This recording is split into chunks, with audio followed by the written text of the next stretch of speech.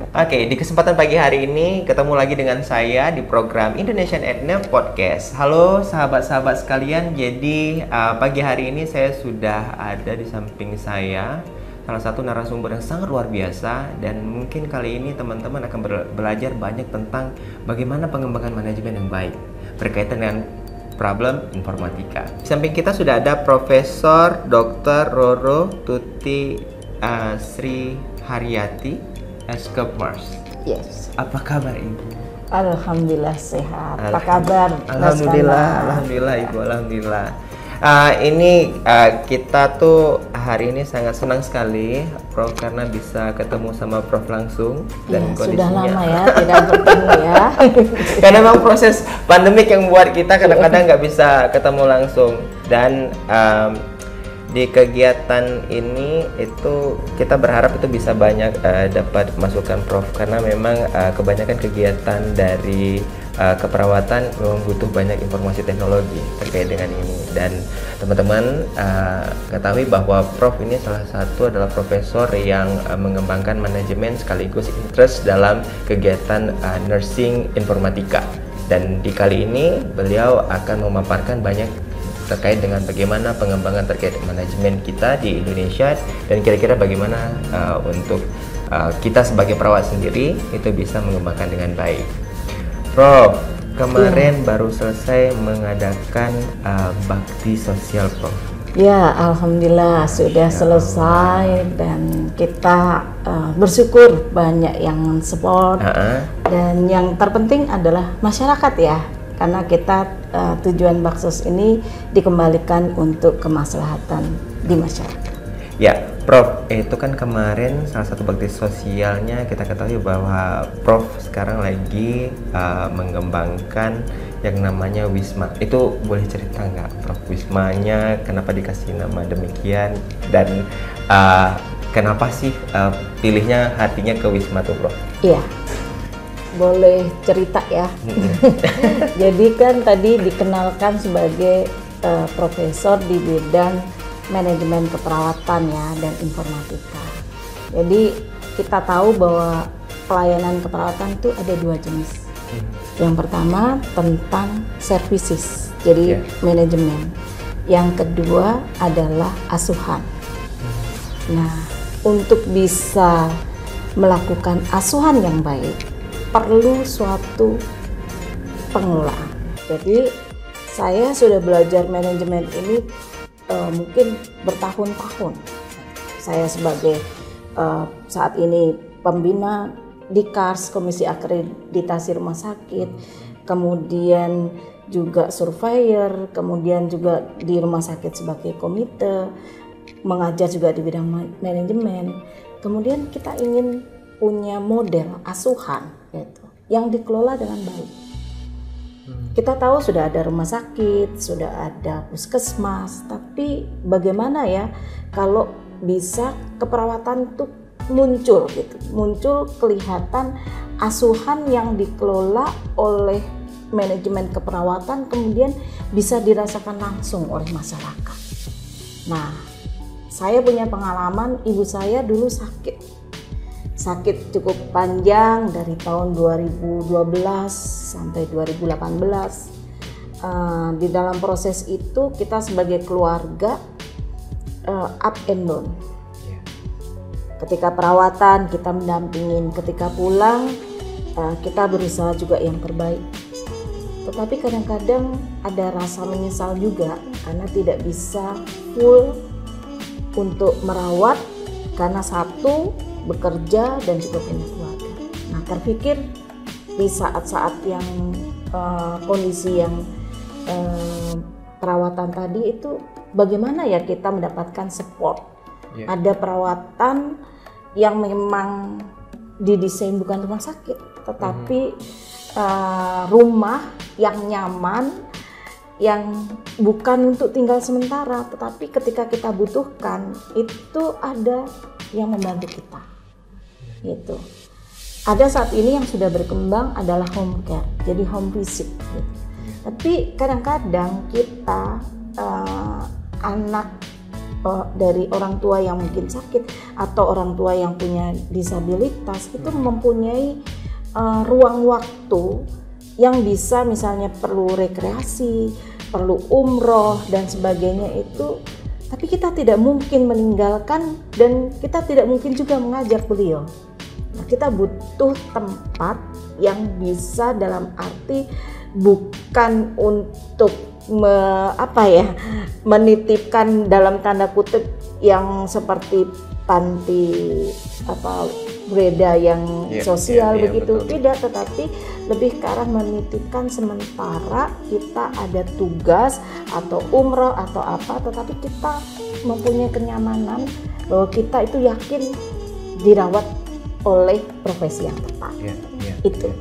Jadi saya mencoba mengembangkan Wisma Caring Sejahtera itu inspirasinya dari kebutuhan ibu saya gitu. Jadi sementara kita umroh, jadi kita titipkan di situ. Atau misalnya kalau keluarga yang aktif di rumah tidak ada siapapun, nggak memungkinkan home visit tiap hari, seperti konsepnya daycare untuk anak.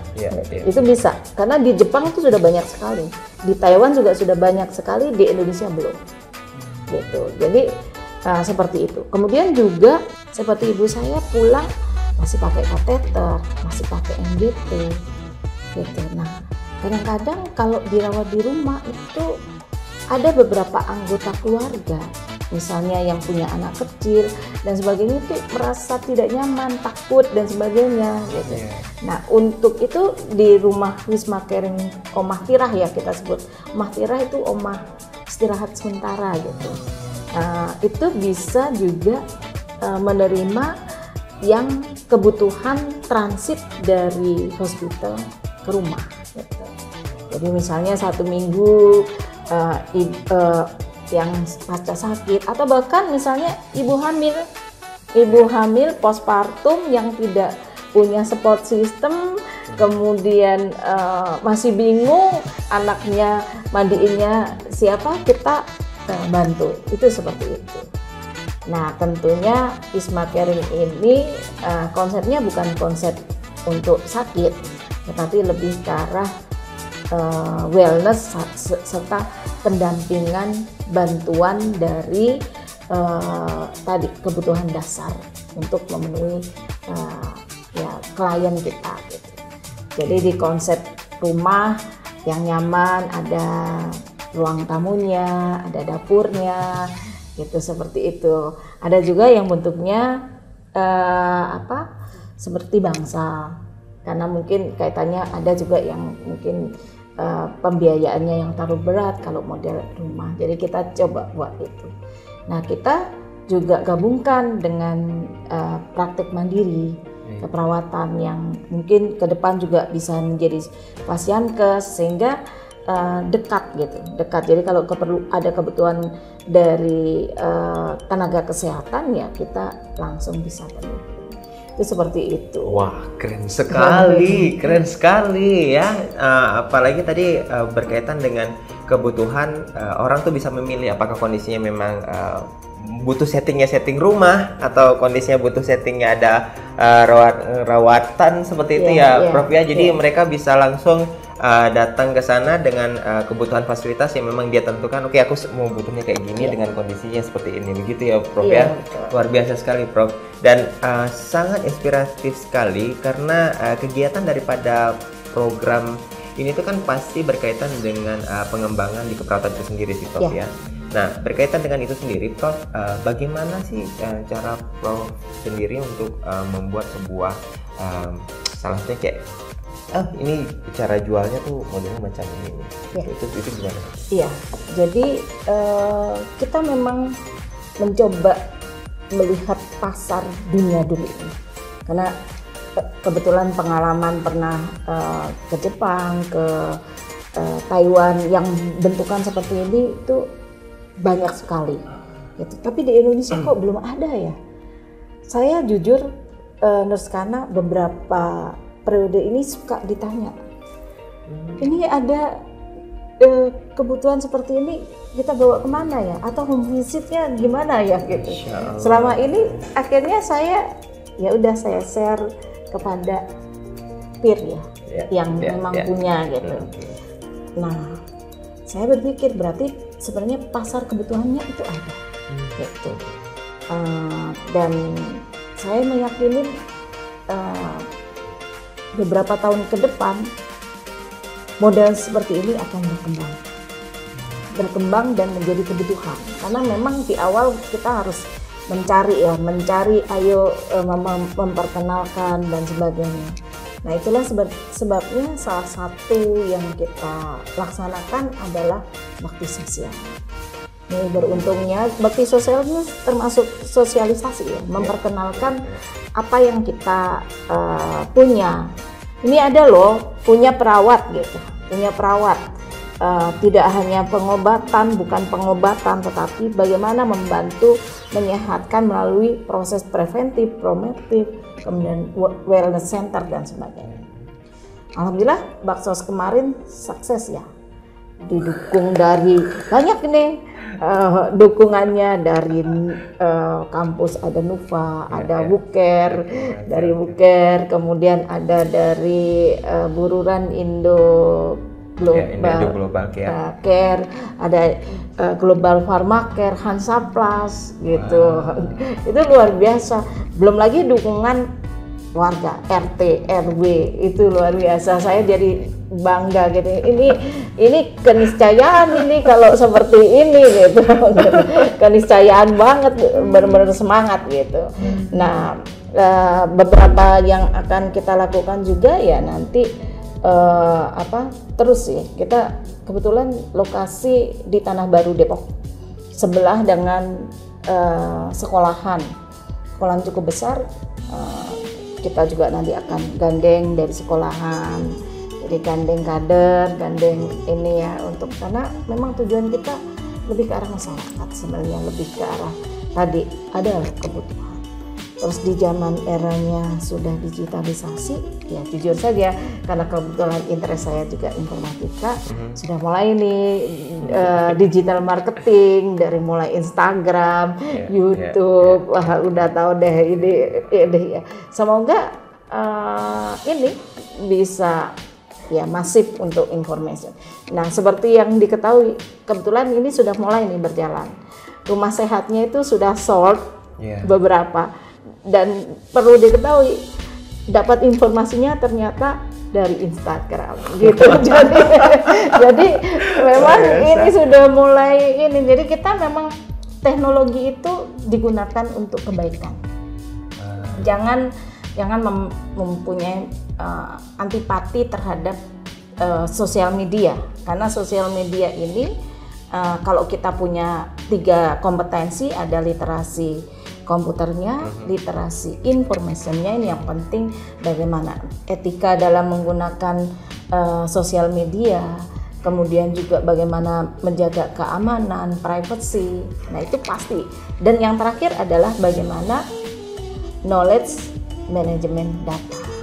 Jadi bagaimana data yang ada itu tidak terbuang percuma, tetapi itu menjadi evidence base yang digunakan untuk riset, yang dikembalikan juga untuk perbaikan pelayanan. Jadi makanya saya sangat optimis orang manajemen nursing informatics bisa berkolaborasi dengan clinician yang nanti justru yang menjadi garda terdepan di dalam pelayanan dan asuhan. Tapi payung besarnya dikemas bagaimana pengelolaannya, marketing. Jadi salah satu pengelolaan itu adalah bagaimana entrepreneurship marketing. Setuju pasti? Setuju saya, Prof. Karena memang berkaitan dengan itu sendiri ya, pengembangan seperti ini tuh memang kebutuhannya berkaitan dari lingkungan. Karena kalau misalnya kita ngelihat pengemasan yang pertama lingkungan yang mendukung, itu pasti kondisi akan bisa maju. Menarik banget itu, Prof, berkaitan dengan tadi promosi dalam kegiatan kayak Instagram dan itu. Nah, kalau boleh tahu, Prof, apa Instagramnya gitu, Prof? Mungkin dari Tanah Baru sendiri yang tadi kondisinya belum tahu, jangan lupa langsung follow gitu ya. @wijatera. Oh, namanya @Wicatra. Wicatra itu singkatan Wisma Caring Sejahtera. Wow, oke. Karena kita memang unggulannya adalah Wisma. Jadi Wisma ini yang nanti membantu masyarakat. Di samping ada Fasiankes untuk perawatan mandiri, Buncare dan sebagainya, preventif, promotif, dan tentunya dengan kebutuhan dengan asesmen. Baik Prof. Jadi cukup menarik kan, karena memang kebutuhan ini otomatis berkaitan dengan kita mengembangkan bagaimana cara orang itu bisa sehat ya dengan baik dan dia bisa melakukan aktivitas di kegiatan dia masing-masing. Nah, itu tapi tidak terlepas dari kondisi petugas yang nanti kemungkinan besar akan menerima semua tadi ya yang membutuhkan kebutuhan itu. Itu bagaimana cara Prof untuk menyaring itu sendiri untuk kebutuhan tenaga? Iya, saat ini kita sudah ada beberapa nurse yang bergabung dengan kita. Tentunya ketika kita mengajak para nurse, mungkin juga perawat atau nanti juga non klinis ya, karena di dalam suatu organisasi itu klinis dan non klinis itu saling bergandengan erat. Karena non klinis itu akan menjadi backbone. Ya. Tetapi yang klinis adalah garda terdepan yang langsung ke pasien ya, ke klien, pasien, keluarga dan masyarakat. Nah, tentunya pertama ketika kita ingin melihat komitmen teman-teman yang bergabung dengan kita, ya satu adalah interest, gitu. Bahwa keperawatan itu area bekerjanya itu luas, dari mulai pendidikan, kemudian asuhan direct care langsung, bisa di rumah sakit, bisa di puskesmas, dan juga di Fasiankes seperti praktek mandiri ini. Memang kan animo praktek mandiri, kemudian di Fasiankes yang mencoba mendevelop model yang ini ya, mungkin kayak di sini ini juga masih jarang, itu tantangannya besar. Tidak semua ingin langsung mau terjun gitu.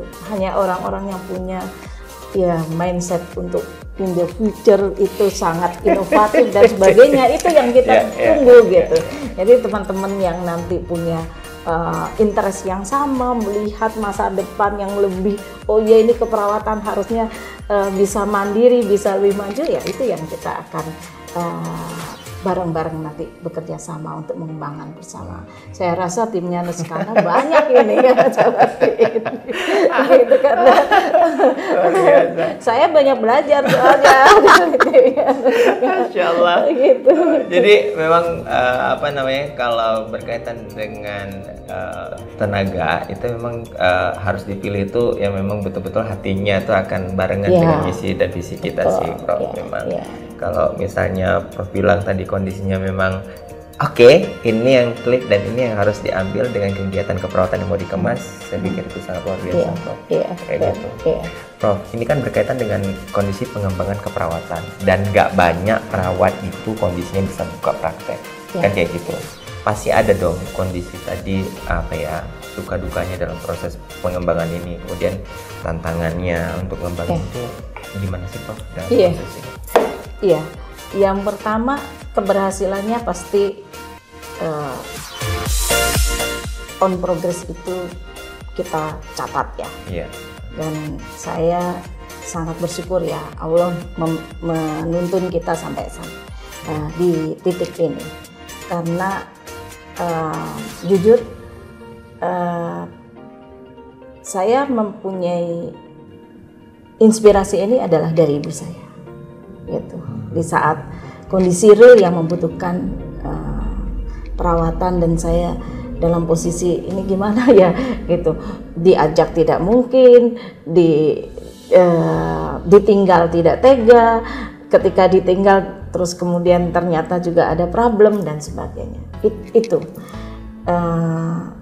jadi alat-alat sebagian itu alat-alat yang sudah kita kumpulkan ketika ibu saya gitu. Terus saya juga berpikir nih, alatnya itu apa ini gitu. Alat ini itu apa gitu. Sebagian sih udah kita berikan, misalnya kursi roda dan sebagainya, tapi sebagian saya suka buka, ini itu apa. Nah kebetulan ada lahan yang kita punya. Sebenarnya awalnya lahan ini bukan peruntukannya untuk ini.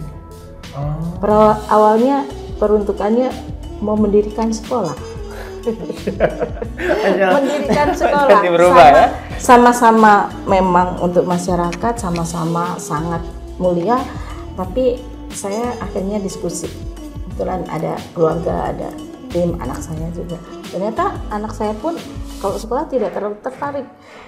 Mungkin saya sering cerita saya di Jepang gini, ya sudah ini tertarik, oke, jalan. Itulah awalnya dari mulai perjuangan, mulai membangun dari dasar perizinan, bagaimana kita perizinan, saya belajar bagaimana perizinan untuk ini izin lingkungan, IMB, klinik karena khusus ya, kemudian bagaimana pengolahan limbahnya diatur dan sebagainya, itu belajar sampai izin praktek mandirinya. Tapi jujur tidak bisa sendiri, makanya saya belajar banyak dari teman-teman yang sudah sukses gitu. Dari Buker, dari banyak sebenarnya, tidak hanya Buker tapi ada juga tim yang lainnya. Kadang-kadang sama dokter pun saya diskusi bagaimana kiat-kiatnya, karena masa kini tidak bisa bekerja sendiri gitu. Jadi kita memang harus mencari banyak jejaring. Nah nanti ketemulah jejaring itu yang kita bisa sama-sama mensupport gitu. Belum selesai karena ini sebenarnya nanti sampai izinnya itu sebenarnya ditawarin 8 lantai, tapi kita hanya sementara sanggup 3 lantai. Ini ada rumah mandirinya, perawatan mandirinya, pasienkes, kemudian bentuk wismanya itu kurang lebih nanti 36 rumah. Oke, 36 ya, rumah. 36 rumah, ada yang modelnya 1 rumah 2 kamar, kemudian ada yang model bangsal. Bangsal itu 1 bangsal hanya 4 tempat tidur. Kemudian ya kita rencanakan, karena ini kan juga investasi SDM perawatan, kita juga nanti akan mengembangkan investasi yang bersifat soft ya, jadi training. Oh baik, jadi ke depan itu nanti mungkin akan ada training dalam bentuk kegiatan keperawatan di sana ya Prof ya? Betul, dan alhamdulillah ini kan disupport juga DPNI Depok juga sangat mensupport. Saat visitasi dinas kesehatan juga sangat disupport, jadi saya sih sangat bersyukur karena memang kita tuh tidak bisa sendiri gitu. Sudah eranya keperawatan harus maju bersama. Hidup keperawatannya. Ya, jadi memang kalau misalnya dilihat dari kegiatan kita mengembangkan, pastinya ada sesuatu lah yang tadi ya kondisi mensupport. Salah satunya adalah orang dari terdekat kita pastinya kayak gitu. Kalau boleh tahu, Prof, siapa yang paling selain tadi organisasi yang support, yang lain siapa yang paling mendukung kegiatan ini? Iya, kalau yang terdekat ya keluarga, suami, anak gitu. Ini kebetulan yang mengelola anak saya yang pertama untuk yang non klinisnya, karena dia bukan orang kesehatan gitu. Tapi kalau karena ini membangun dari awal sendiri gitu. Jadi memang kita punya pengalaman untuk proses pembangunan ya, ini kita punya tim yang memang sudah jalan dari tahun berapa ya, ya sudah agak lama ya, 2012-an ya. Cuman selama ini kita mempunyai itu memang lebih ke arah tenan, jadi dikontrakin gitu, dikontrakin.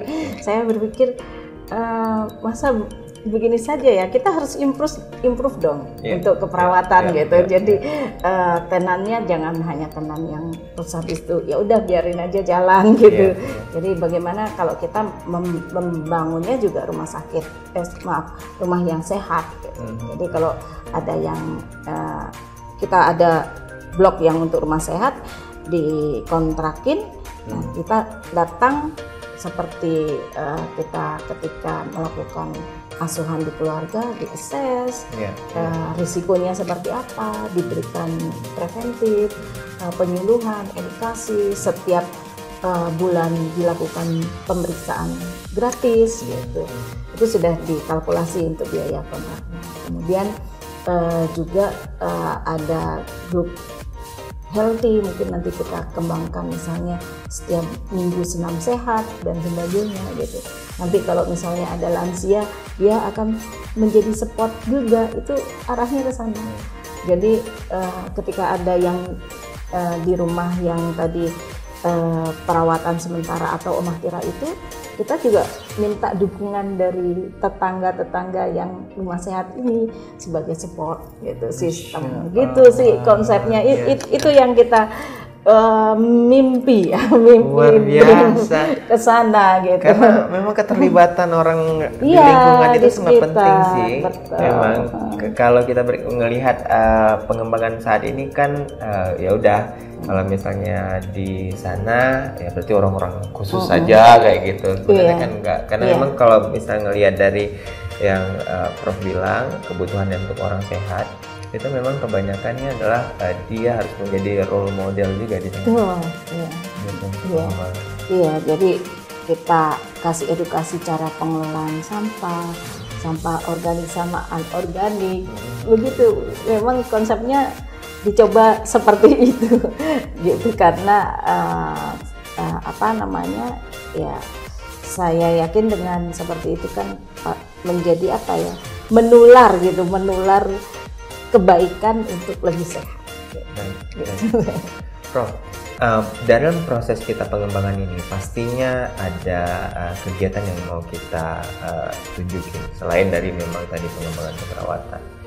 Itu proses ke depan yang mungkin bisa akan diambil kansnya sama keperawatan tuh apa sih, Prof? Maksud aku, kenapa kondisinya di Wisma berjalannya dengan kegiatan si rumah sehat ini? Nah itu tuh apa, Prof, dari itu sendiri? Iya, saya sih lebih memandang ke depannya, di samping manajemen dan asuhannya, ini semoga juga menjadikan inspirasi yang bukan hanya untuk kita, tapi menjadikan suatu contoh bagi, ini kebetulan banyak sekali ya, ada stikes, universitas, kemudian mungkin juga poltekkes yang nanti juga akan naik, tidak hanya D3 tapi nurse.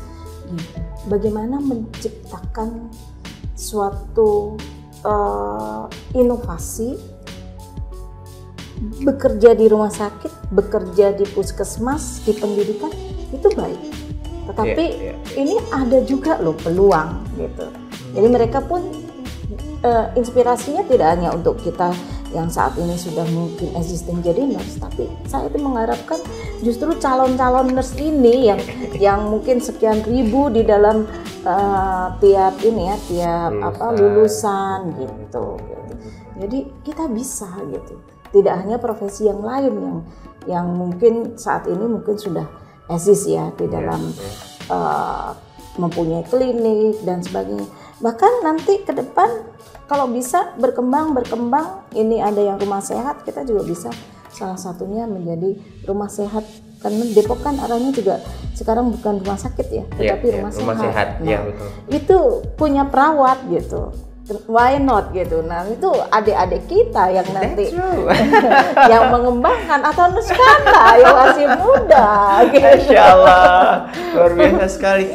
Nuskanda yang masih muda. Gini, Prof, memang kan kondisinya kalau misalnya kita memang praktek dalam bentuk real kegiatan keperawatan itu, hospital itu kan masih mix ya, 50-50 lah. Saya keperawatan ada, dan lainnya juga ada. Tapi kalau misalnya di Wisma tadi bisa mengembangkan memang real langsung untuk keperawatan di sana ada, dan itu kondisinya bisa langsung menjadi Oke, tujuan nanti ke depan selain dari kegiatan si praktek mandiri klinik atau di rumah sakit, ada si Wisma ini itu menjadi salah satu kans juga buat Prof. Iya, betul. Luar biasa. Jadi teman-teman sekalian yang kondisinya bisa lihat hari ini adalah begitu besarnya pengembangan keperawatan bisa kita lakukan. Salah satunya adalah kegiatan potensial dalam bentuk Wisma ya.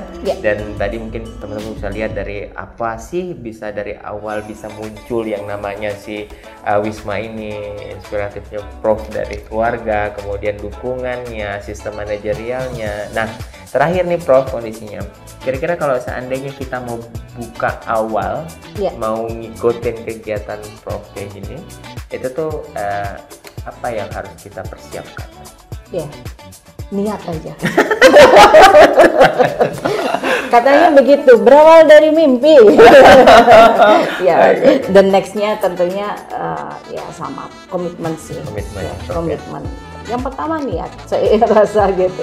Komitmen untuk tadi ya mempelajarin, karena memang kan di era saat ini masih perizinan dan sebagainya itu harus tetap kita jalankan. Jadi kita harus mempelajarin juga gitu.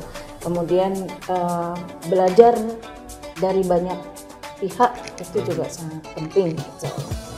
Kemudian kalau masalah dana, saya yakin relatif ya gitu.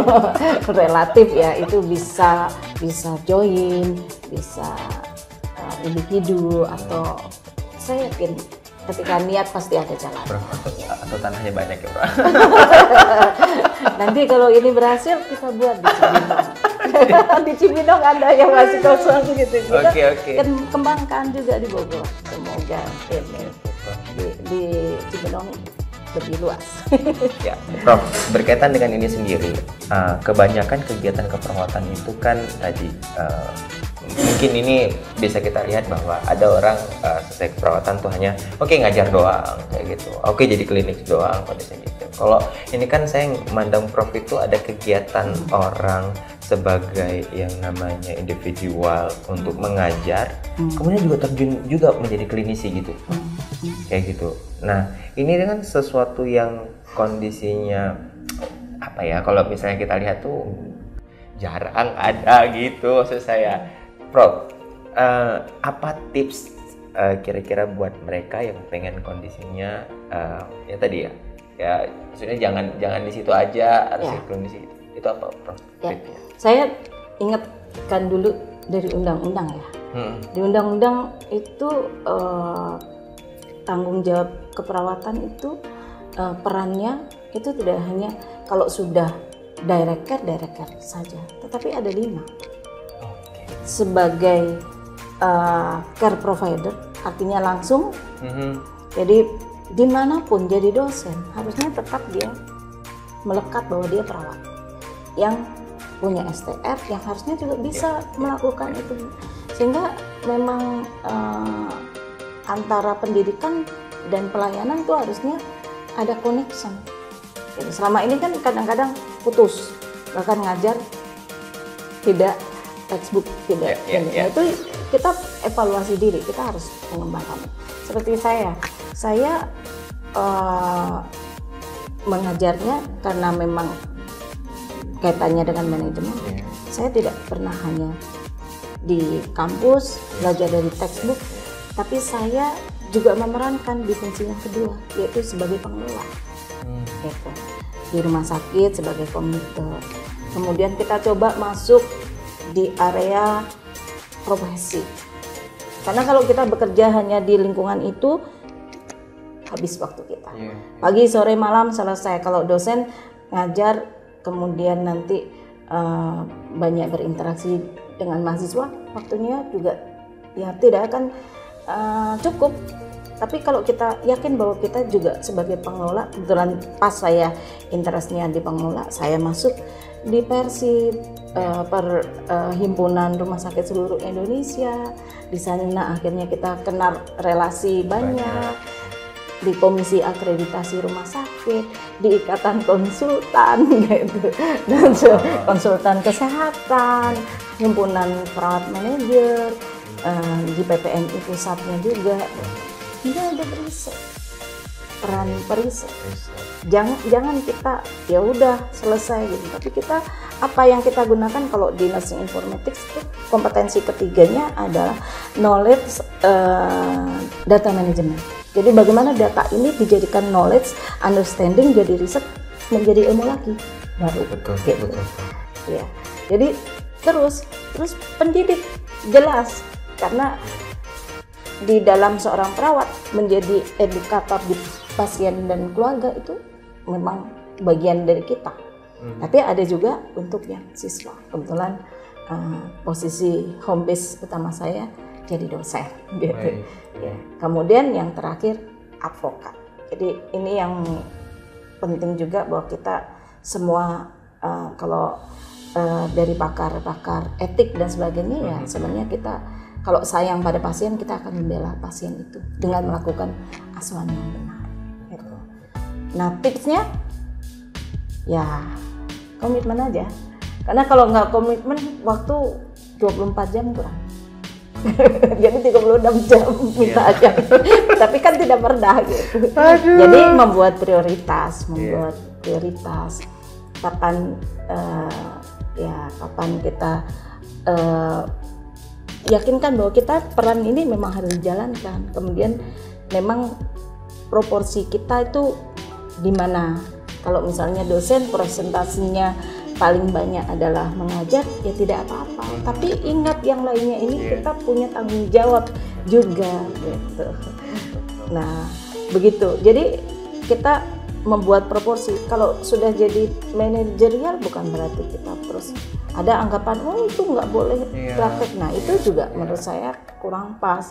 Karena kita tetap melekat sebagai perawat, nurse gitu. Ya, kita juga ini walaupun sudah tidak langsung ya kita tetap bagaimana terus conduct untuk pelatihan yang bisa dengan level yang memang kompetensi saat ini kita punya. Tapi tetap itu tanggung jawab kita. Ya, terus kemudian riset saya paling enggak ya dalam 1 tahun ini nanti jadi suatu masukan untuk teman-teman. Tidak hanya yang nurse S2, S3, jangan meriset itu hanya saat jadi mahasiswa. Karena dengar itu baik-baik ya, dengar itu baik-baik. Iya, apa yang kita lakukan kalau kita data tadi knowledge base management itu, data management itu udah menjadi suatu case report. Kemudian case study. Tapi kalau kita tidak catat, tidak pernah kita analisis, tidak kita olah, kita analisis, kemudian dari analisis itu kita bisa mempelajari banyak hal. Ya kalau nggak pernah itu nggak akan dapat apa-apa. Gitu. Itu. Kalau yang pendidik ya, kalau kita tugas pendidik pasti. Gitu. Jadi gitu, nurse kanan. Jadi komitmen aja. Komitmen jangan lupa teman-teman sekalian. Komitmen. Ya karena memang kebutuhan yang ada di keperawatan itu sebenarnya dikembangkan sangat cukup banyak yang bisa dilakuin kayak gitu. Dan kalau dibilang sama kita tuh belajar dari kondisinya orang sebelum jadi manusia, artinya dari bayi itu kita rawat sampai kondisinya dia mau nggak ada di dunia ini juga kita belajar tentang itu prosesnya sehingga banyak nih yang bisa kita kembangkan. Jadi teman-teman sekalian yang mempunyai potensi dalam kegiatan pengembangan keperawatan, salah satunya adalah bentuk Wisma yang dikembangkan sama Prof. Roro, itu teman-teman bisa langsung coba. Dan terakhir Prof, kegiatan ini pastinya ada nih mungkin peluang untuk teman-teman yang kondisinya mau gabung kayak gitu Prof. So pasti kita sangat justru menunggu. Karena kita tidak pernah bisa hidup sendiri, kita butuh kerjasama. Justru dengan kita bekerja sama, nanti kita semakin kuat maju bersama. Ya. Waduh, luar biasa. Jadi ini tuh memang salah satu yang ditunggu-tunggu ya oleh kegiatan keperawatan, karena memang menjadi perawat tuh kondisinya harus betul-betul selain tadi kondisinya bisa mendidik, juga bisa melakukan kegiatan clinical practice. Dan itulah yang disebut dengan adalah perawatan sejati. Setuju. Ya, alhamdulillah, Prof. Jadi ini banyak sekali insight ya, Prof. Kalau saya lihat untuk teman-teman sekalian, karena memang sekarang perawat tuh memang butuh motivator terus, Tuh, kayak harus. gitu. Karena kalau misalnya kegiatan kita yang tadi Prof juga bilang lulusan banyak, terus keluar mau macam mana, kemudian kondisinya nggak ada tempat proses bekerja yang mungkin kebutuhannya layak, kayak gitu, itu kan salah satu yang buat profesi juga jadi harus berpikir besar sih ke depan. Sehingga salah satu yang dikembangkan sama Prof ini bisa menjadi contoh buat kita semua ya, dan saya berharap diskusi ini tuh bisa menjadi inspirasi teman-teman sekalian, karena kegiatan Indonesian EdNap untuk program ini selalu berharap teman-teman untuk menjadi perawat yang luar biasa. Luar biasa. Profesor, thank you very much. Terima kasih banyak juga Nuskana. Luar biasa sekali hari ini. Ya, segera mampir. Sedikit itu, besok saya langsung mampir. Teman-teman yang mau ke sana, welcome. Oke. Alamatnya di Gang Sawo, nomor 150, Tanah Baru, Beji, Depok. Oke, nanti bisa lihat di bawah sini. Ya. Iya. Oke, Profesor, thank you very much. Terima kasih banyak, sukses untuk Nuskana dan semuanya. Dan kondisinya juga sukses juga untuk Wisma Care Sejahtera. Terima kasih, amin ya rabbal alamin. Oke, baik kalau begitu, Prof. Mungkin sampai di sini kegiatan kita untuk diskusinya, dan saya pikir mungkin teman-teman pengen lagi untuk melihat informasi dari Profesor. Mungkin ada sisi yang kedua, nanti kita akan datang ke Profesor untuk kegiatan setelah bentuk banyak kolaborasi mungkin, Prof ya. Yes. Prosesnya nanti kita akan buat podcast satu lagi, dan terus di kegiatan Indonesia EdNap. Assalamualaikum. Waalaikumsalam warahmatullahi wabarakatuh.